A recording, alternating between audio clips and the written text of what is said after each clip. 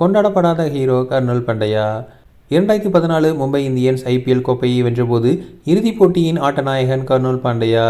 RCB அணியின் முதன்முறையாக கடந்த IPL தொடரில் கோப்பையை வென்றபோதும் இறுதிப் போட்டியில் ஆட்டநாயகன் கர்னல் பாண்டியாக இருந்தார்.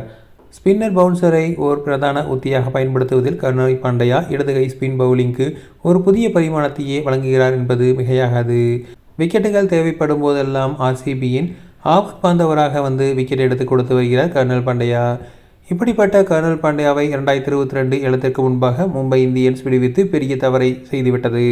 இவர் சிறந்த ஆல்ரவுண்டர். 2025 IPL தொடரில் RCB அணிக்காக 47 பந்துகளில் 73 நாட் அவுட் இன்னிங்ஸில் ஒரு மேட்ச் வின்னிங் இன்னிங்ஸாக அமைந்தது. இதற்கு முன்னர் டெல்லி கேபிட்டல்ஸ் அணிக்கு எதிராக 2016ஆம் ஆண்டில் 86 ரன்களை விளாசியுள்ளார். சுமார் 140 IPL போட்டிகளில் 1740 ரன்கள் விளாசியுள்ளார். இந்திய T20 ஒருநாள் அணிகளில் இவரை சரியாக பயன்படுத்தவில்லை. காரணம், ரவீந்திர ஜடேஜா அளவுக்கு இவருக்கு செல்வாக்கு இல்லை. அதேபோல அக்சர் பட்டேல் அளவுக்கு இவருக்கு லாபி இல்லை. அதனால் 5 ஒருநாள் 19 T20 சர்வதேச போட்டிகளுடன் இவரது சர்வதேச கேரியர் முடிவுக்கு வந்துவிட்டது. இனி அது மீண்டும் உயர் பெறுமா என்பது சந்தேகமே. நிச்சயம் கம்பீர் காலத்தில் சாத்தியமில்லை என்று தோன்றுகிறது. இது தொடர்பாக அவர் பேசும்போது, நான் ஏதோ திடீரென ஓவருக்கு இடையில் பவுன்சர் வீசுபவன் அல்ல. பவுன்சரை வீசுவது என்பது எனக்கு சிந்திக்கப்பட்ட திட்டமிடுதலின் அங்கமாகவே இருந்துள்ளது.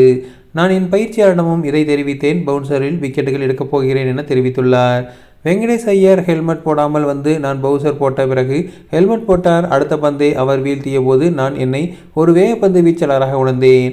ஆனால் உள்ளபடி கூற வேண்டுமென்றால் நான் பவுன்சரை பயிற்சி எல்லாம் செய்யவில்லை. நேராக மேட்சில் அதை பயன்படுத்துகிறேன் என தெரிவித்துள்ளார். பியூர் டேலண்ட் சிந்திக்கும் பவுலர். இந்திய அணியில் இவரது சேவை நீண்ட காலம் நீடிக்காமல் போனதால் நட்டம் அவருக்கல்ல, இந்திய அணிக்கு தான்.